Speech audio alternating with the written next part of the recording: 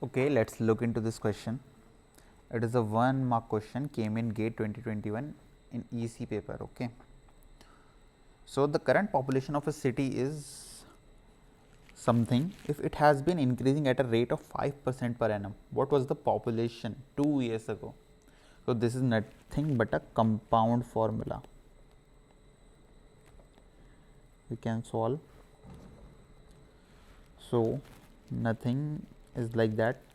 We can consider this as an amount, and we can amount equals to principal into 1 plus r. Here r is a rate and t is a time period. From the question we know that t is 2, r is 5%, which is 0.05. p we want to calculate, and a we have 11,202 500. So, let us calculate this. Principal will be 11.02 into 500 divided by 1 plus 0.05 square. It is, if you calculate this expression, you will get